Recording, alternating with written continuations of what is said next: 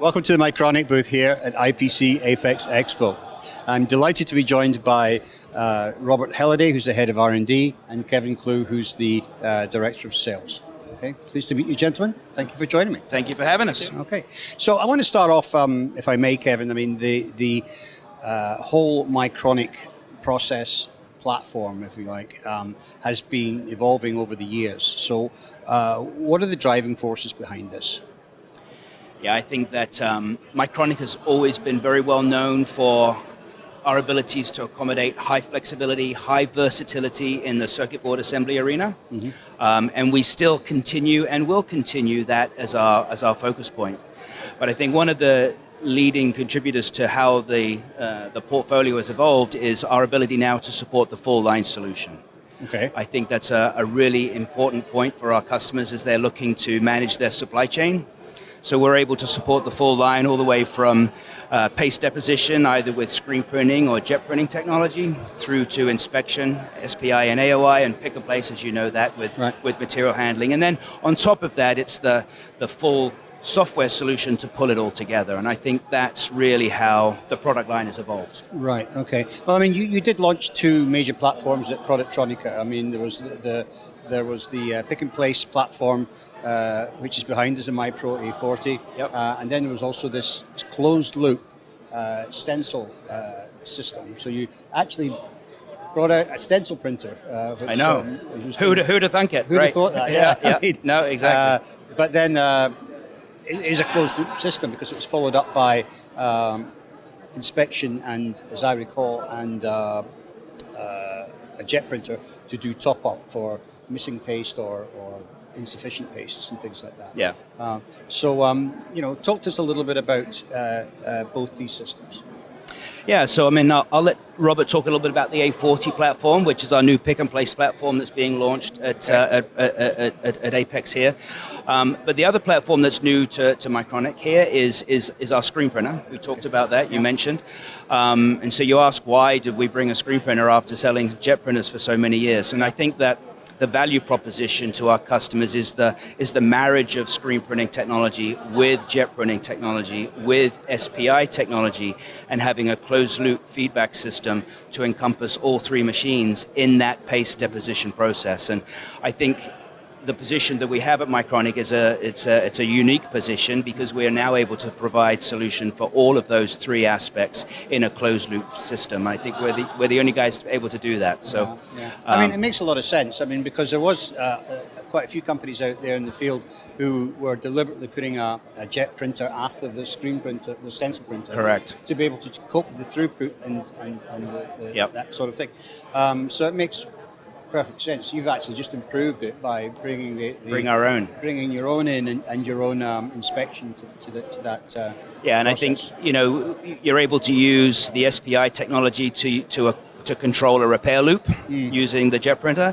You can use the jet printer as an additive manufacturing process to an already stencil printed board. So there's so many options and so many flexible choices that a customer can use when they're working in that paste deposition process. So it's a nice position to be in. Really interesting. Okay, so let's turn our attention to Robert and the MyPro A40. I mean, when you look at it from the outside, it doesn't look any different from the previous model, but I believe it's completely different inside. It is completely different inside, and it's along the same story as we had at the screen printer, because we've seen that our customers, they love our flexibility. We need to always have that, but we also seen that they have mixed boards. And when they have that, they drop a little bit in the throughput of the line. Yes. With the previous My 300 generation. And we wanted to help them with that. Mm-hmm. So then we decided, okay, which is the best way to do that? And the best way is to increase the component range of the high-speed head.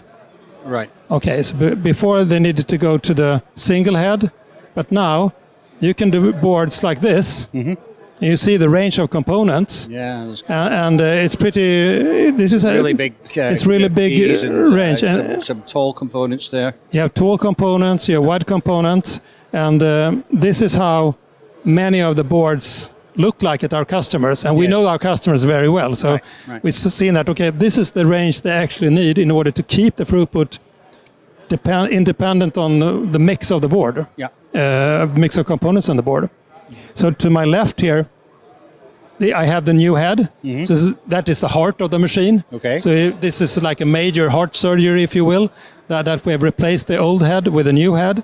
Now it's still a gang pick format, is that correct? Yes. Yeah. So now it picks 7, but each of them are individually controlled. Okay. So that improves the speed. It still consistent flexibility, and there's also many other new bells and whistles on the head, like you have vacuum check to see the component is there, and also very gentle placement force, so that we keep the integrity of all components there, and you don't make a splash of solder paste or anything like that. So there's millions and millions of things in the new head that really makes this a new machine, Right. and not just a facelift. Yeah, I mean, well, having a gentle placement force is important, and for some devices, but you also need some where they need a little bit more.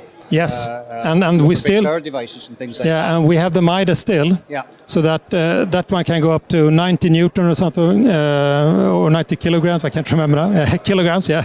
Yeah. And so we still have that on the machine because we need that for all these special components. Okay. And you can say our customers, they might have 1,000 components on the board. One might be special, but they still need to place it. So we didn't drop that one, so that you have the full capability. It's an all-in-one machine still. Okay. And that makes it very flexible as well. Right. So let's get on to the really interesting news here, and that is just before Apex, you announced that you're going to be launching a deep learning-based solution. Yes. Tell us a bit about that. What is it? And this is on the AOI side. And here we also know that you have to have a trade-off between the sensitivity of the inspection in order to avoid escapes. You can't have escapes. Right, of course. But the downside is that you get a lot of false calls. And the way this is handled in today's industry is that you have an operator looking at the pictures and saying, this is a false call, this is a false call, this is a false call. And you get a lot of false calls because you want to avoid the escapes. So now we have a deep learning system that will remove about 90% of the false calls without letting through escapes. So the operator can focus only on the real defects and not having to sit there and well, imagine if he's sitting there having to look at all that number of false calls, which are not false. Yes. Then he's going to end up getting complacent, and you're going to end up getting human error creeping into there. And we've seen that in the data. We look very close to the data now that we have from various customers that we collaborate with. And we see that humans are not perfect, unfortunately. And by this, the operator can focus more on the real defects and see, maybe analyze that and see what is behind that. His ability is going to be sharper because he's looking much at sharper. real defects rather than wasting his time. And it's not a repetitive process on just letting things through. Right. And it's a very advanced system. We use a specific AI server with 2 GPUs connected to the machine, so that the data goes from the machine to that server, not to anywhere else. It's not ChatGPT or anything on the internet. It's close in the factory. So we keep the integrity of the customer's data, basically, in this point. Okay, that's interesting. You keep it, it's all within the machine. It's not going up to a cloud or anything like that. I know. I mean, I think that's a great idea. I mean, it keeps learning, though. I mean, but these false calls, again, the customer sets the parameters at the beginning anyway. I mean, the customer says, well, this is where I consider it a false call, or if it's 20% off, we'll let it go, kind of thing. So, but he's taking the customer's parameters and basically applying it and learning over time. So how long does it take for the machine from initial install to get up to learn enough to That's still out there a little bit, but because this is pretty new, so we don't have the various customers, but depending on how much data you have stored. So at some customers that we're working on right now, they have 8 years of data already stored in the machine. Then it's going to be instant. But they will. Cisco, what do you store? Store everything. so exactly. So but from this point, we have the customer still in control. So they can have the training process, and then they run it in simulation mode until they really trust it. Then they can lock it and put it into production mode. Right. Yeah. So that's how it works. So they will still be in control of the whole process. Yeah. So Kevin, what does this really mean in concrete terms on the shop floor? Well, I think we've already kind of touched on it a little bit, Trevor. Rather than an operator sitting at an AOI machine going, false call, false call, false call, false call, we're allowing the machine to take care of all of that triage, not all of it, but most of it, allowing the operator to therefore focus on truly what is a defect. Yeah. So I think the operator will become more tuned to understanding what is a true defect, but it's also going to free up a lot of time for that operator. Right. So that operator can now do a lot of other tasks. So the value proposition is quite significant. There's labor savings there, but also the ability to make sure that those that operator's skill set is tuned to really identifying a problem. Right, okay. So just finally coming back to you, Robert, on this question of AI. I mean, what is the long-term strategy you've got for Mycronic in terms of AI integration? The long-term, I mean, even in the short term, we want to give the customers more automation, right? Okay. So that we have some tasks that are easier to automate like that with AI. Mm-hmm. For instance, to do the feeder trimming or to do that kind of tasks, where it's very obvious you have somebody looking at the picture saying yes or no and so on, right? That's just the beginning. Mm-hmm. The long-term strategy, I think, is to avoid doing errors, to really have correlation between data from all over. Mm-hmm. It could be even from what supplier of components do you have, what tape do you have, what is the 3D picture in the jet printer. What is the entire everything, and back to, and downstream to the ICT test when you have errors, to detect anomalies and to help the customer to say how can we improve that process. So there's endless opportunities here for that part.